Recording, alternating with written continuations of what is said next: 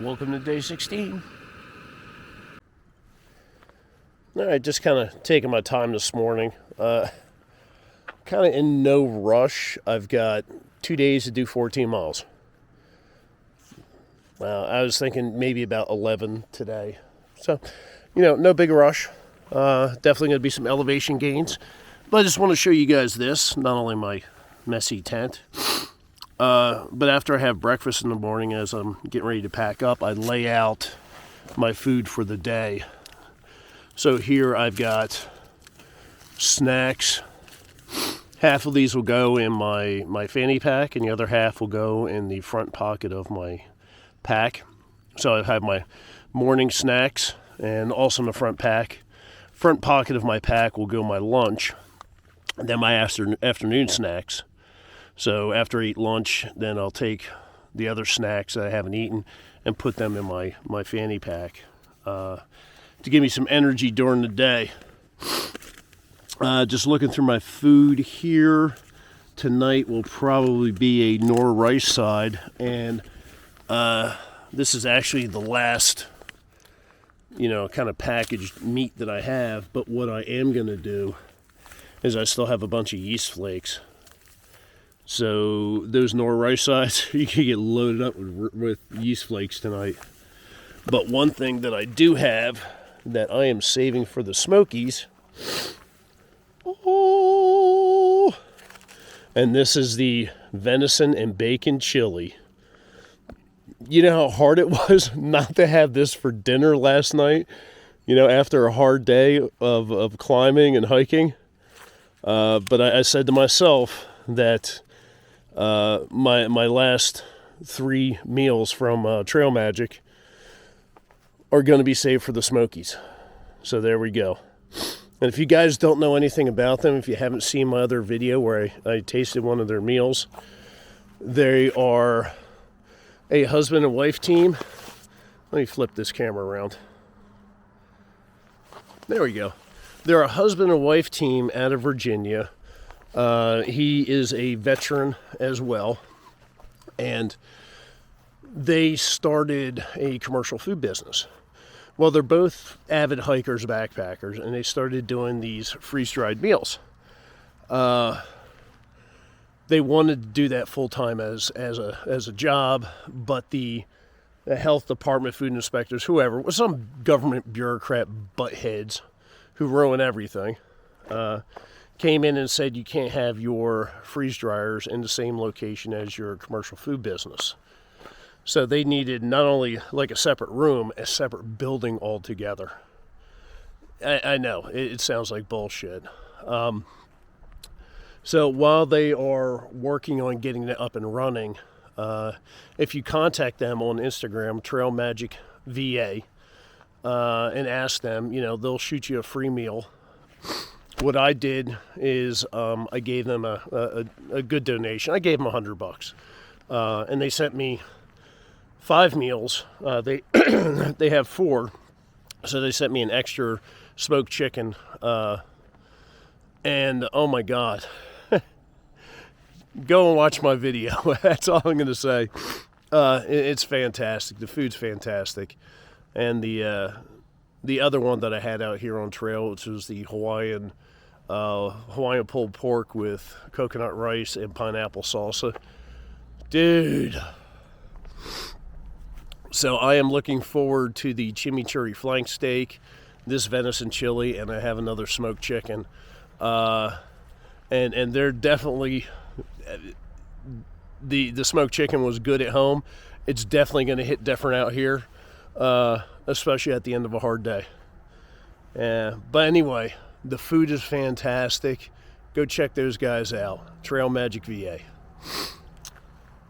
All right. Maybe I ought to stop lollygagging around and actually get my butt in gear and get everything put together. Talk soon.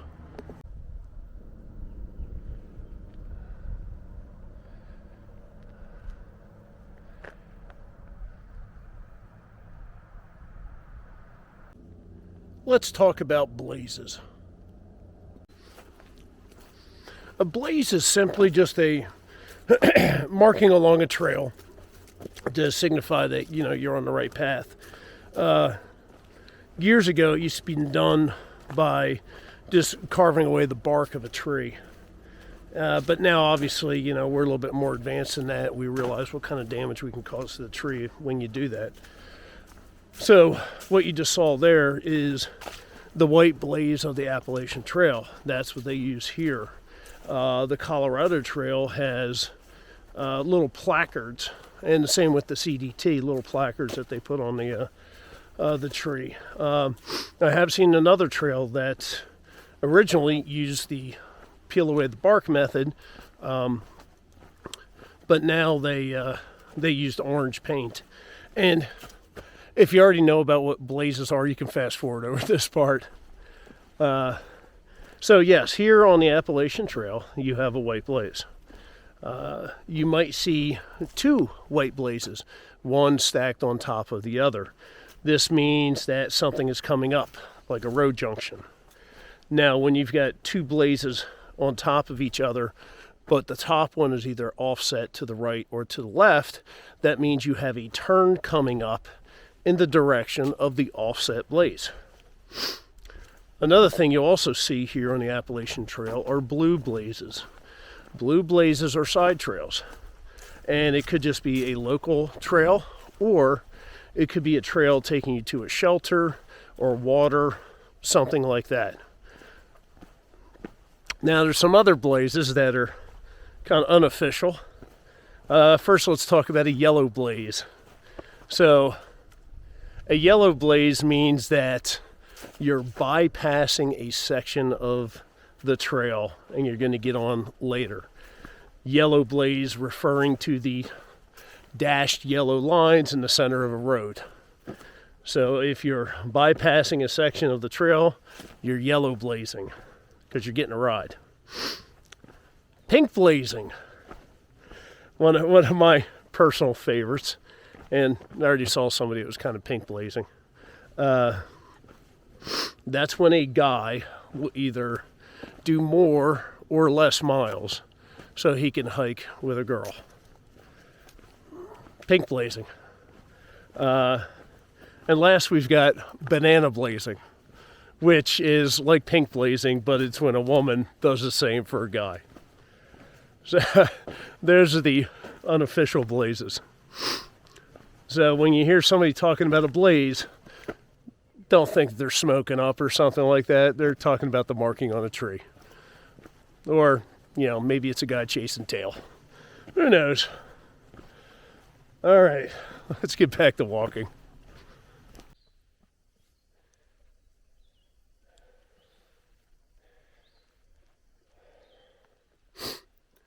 For those of you that might think that the Appalachian Trail is like the yellow brick road and perfectly paved and beautiful and nicely manicured, this isn't even the worst part that I've been through, but I thought I'd show you some of the muck that you have to trudge through while you're doing this. We're on Unfiltered, baby. Well, hopefully you can see that through the trees there, but I see Fontana Lake, and it kind of stretches there, back around some hills, and then it reemerges back over here where you can see it. But it is a very large lake, and it's spread out over a lot of distance, but that's my first view of Fontana Lake. Getting closer. So just a random thought here. I was listening to some David Bowie as I'm cruising along, and Under Pressure came on. What a great song, even though Vanilla Ice tried to screw it up for us. But man, two wonderful musical talents gone. He and Freddie Mercury gone. That's bullshit. David Bowie should have lived to be at least 150. So let me ask you guys, those that are watching, if you have any musical artists that are gone from us that went too soon, let me know who you think. Who deserves to get put on that list of, that's bullshit. Another thing is, years ago, Bing Crosby used to have a Christmas special every year. He and his family. Well, one year, he and David Bowie did a rendition of Little Drummer Boy. So you got Bing Crosby's deep crooner kind of sound, and then you've got David Bowie with his higher pitched voice doing the, I guess, the lead. Absolutely beautiful. My favorite Christmas song, hands down. If you haven't seen it, well, you're on YouTube right now. Just do a search for Bing Crosby and David Bowie, Little Drummer Boy, and check it out. It's beautiful. All right, back to the trail.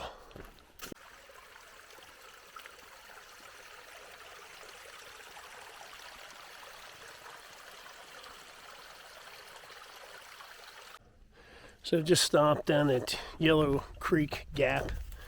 Nice couple with their little baby girl down there doing some trail magic.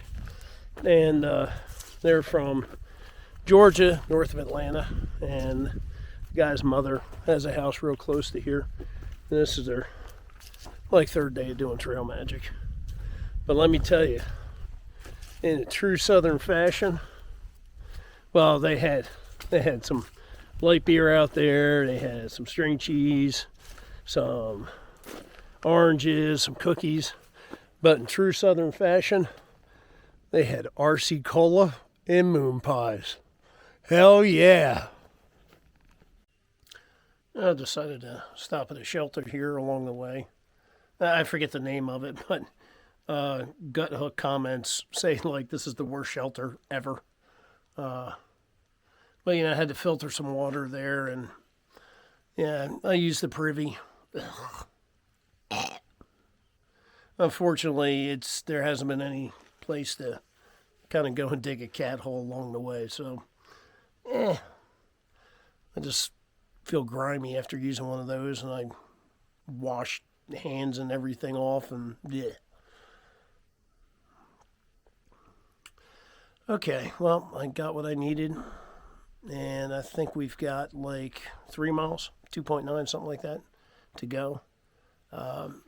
Nice climb ahead of us, but nothing we haven't done before. The good news is after that climb, it's all downhill into Fontana tomorrow. Let's get cracking. There she is, Fontana Lake. And I believe that's the dam over there. I don't know if you guys can see that or not. That's it. So the game plan is tonight is to hold up short of Fontana. There's a creek that's got a few campsites near it, so I'm going to try and nail that sucker. And then tomorrow it's a 2-mile walk in. Push comes to shove. I didn't want to do 14 today. Push comes to shove. I'll go down into Fontana, and the shelter there is called the Fontana Hilton because it's got showers, it's got a charging station. It's supposed to be real nice. We'll see how things turn out. Well, hey everyone. Just a little bit over 11 miles today. Really wasn't an easy day that I had figured, which leaves us at 2.2 miles into Fontana Dam, and already made my res, so I will be doing a full 0 there. On another note, Honey Bun, which I think I mentioned earlier, Zach, he caught up to me tonight, and he's going to hang out with me in Fontana, and I guess we'll head into the Smokies together. He's planning on hitting Gatlinburg, where I'm going to push on through. But, good to get up with him again. I think that's about it. Let me show you show you my campsite here. So, yeah, that's the view outside my tent right there. Got a little stream. Yep, less than 6 feet away. And then we got some other people camping here too. But there we go. Not that bad. So I think that's it for tonight. And we'll see you guys tomorrow. Talk to you soon.